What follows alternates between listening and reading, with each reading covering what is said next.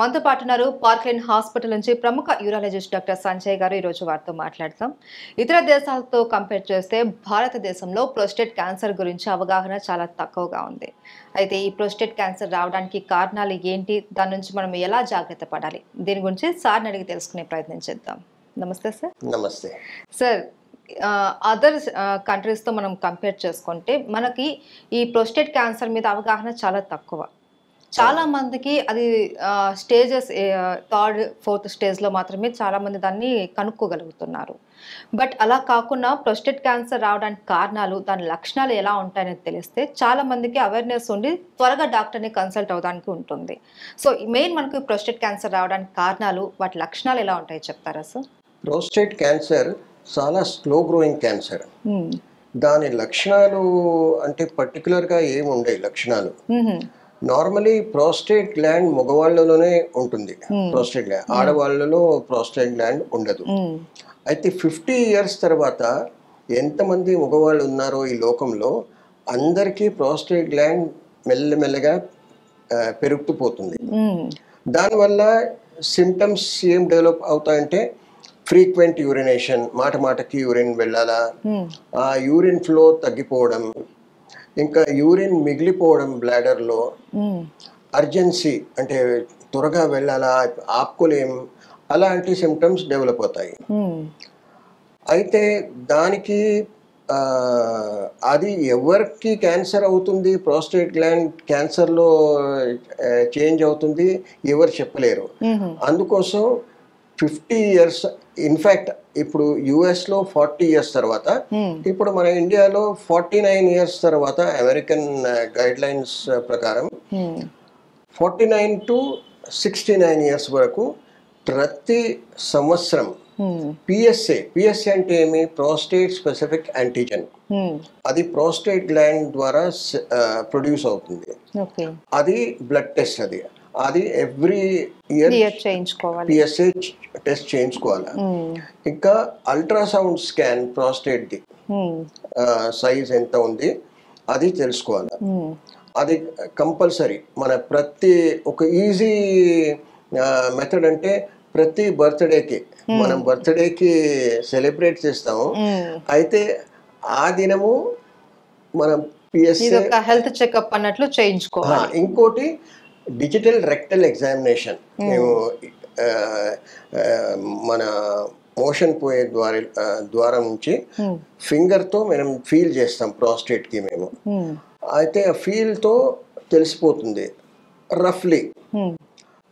Hard prostate క్యాన్సర్కి hard, అది prostate hard feel ఉంటుంది. హార్డ్ అంటే ఎట్లా, మన ఈ నక్కల్స్ ఉంటాయి కదా, ఆ ఫీల్ వస్తుంది. బినైన్ అంటే నాన్ క్యాన్సరస్ ప్రోస్టేట్లో ఇలాంటి ఇక్కడ ఈ ఫీల్ వస్తుంది. కానీ దాని అర్థం ఈ ఫీల్ వచ్చినా, సాఫ్ట్ అంటే ఫర్మ్ ఫీల్ వచ్చినా, దాని అర్థం ప్రోస్టేట్ క్యాన్సర్ లేదని అనుకోవద్దు. అది సో ఏదైనా సరే మనకు ఫ్రీక్వెన్స్గా యూరిన్ వెళ్ళడం కానీ, లేకపోతే యూరిన్ దగ్గర ఏదైనా ఇన్ఫెక్షన్స్ అలాంటివి ఏమైనా ఉన్నప్పుడు కానీ మనం ఒకసారి డాక్టర్ని కన్సల్ట్ అవ్వడం అనేది బెటర్.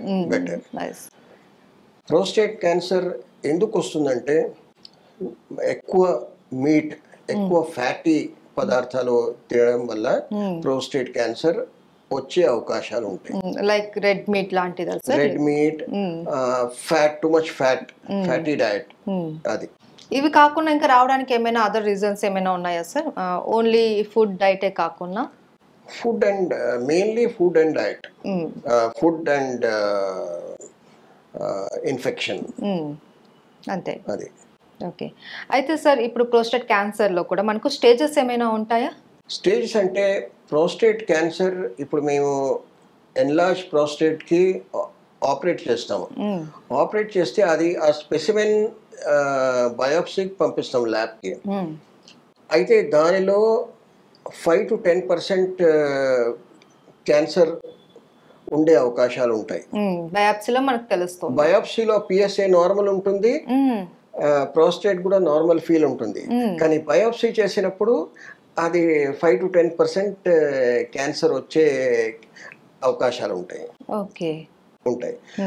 ఇంకా స్టేజెస్ అంటే ఫస్ట్ ప్రాస్టేట్కే కన్ఫైన్డ్ ఉంటుంది, అది ప్రాస్టేట్ క్యాన్సర్ ఫోకస్ ప్రాస్టేట్లో ఉంటుంది.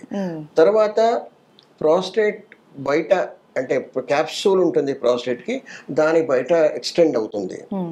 ఇంకా ప్రాస్టేట్ క్యాన్సర్కి బోన్స్ అంటే చాలా ఇష్టం. అయితే బోన్స్లో, పెల్విక్ బోన్స్లో, ఇంకా మన ఈ ఫీమర్ అంటారు దానికి అక్కడ స్ప్రెడ్ అవుతుంది. ఇంకా లోవర్ స్పైన్లో స్ప్రెడ్ అవుతుంది. ఆ స్ప్రెడ్ అవుతే అది కూడా ఒక సిమ్టమ్. నార్మలీ అంతా యూరిన్ నార్మల్ ఉంటుంది, కానీ ఇప్పుడు ఒక ఏజ్లో ఫర్ ఎగ్జాంపుల్ 70 yearsలో చాలా సివియర్ బోన్ పెయిన్ ఉంది. అయితే దానికి కారణము ప్రాస్టేట్ క్యాన్సర్ కావచ్చు. ఏజ్ ఫ్యాక్టరే కాకుండా ప్రాస్టేట్ క్యాన్సర్ కూడా అవ్వచ్చు. దానికి ప్రోస్టేట్ ఇది, అందువల్ల ప్రోస్టేట్ క్యాన్సర్ స్క్రీనింగ్ తప్పకుండా ఎవ్రీ ఇయర్ మనం క్రియేట్ చేయాలి.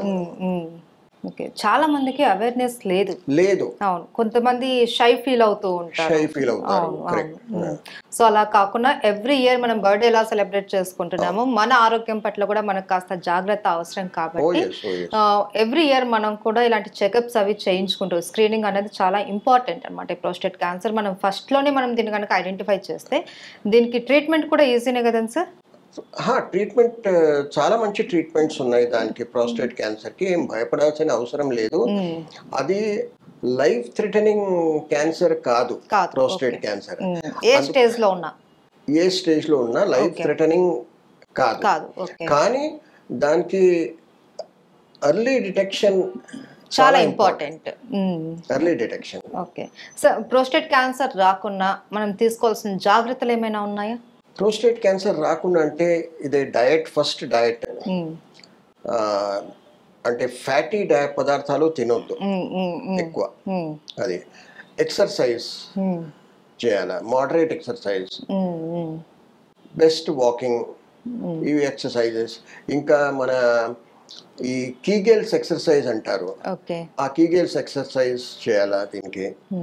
అవి ఇలాంటి లైఫ్ స్టైల్ మోడిఫికేషన్స్ ఇలా చేస్తే దానికి ప్రివెంట్ చేయొచ్చు.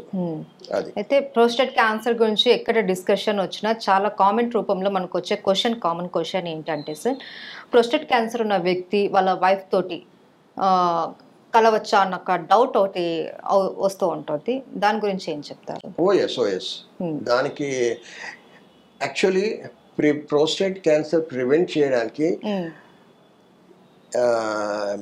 ఎన్నిసార్లు అంటే ఫ్రీక్వెంట్గా వైఫ్తో కలిస్తే అది బెటర్. అదే ప్రివెన్షన్. అది ఎందుకంటే ప్రాస్టేట్గా మనం ఎక్సర్సైజ్ చేస్తాము, అయితే ప్రాస్టేట్ గ్లాండ్కి కూడా ఎక్సర్సైజ్ అవుతుంది.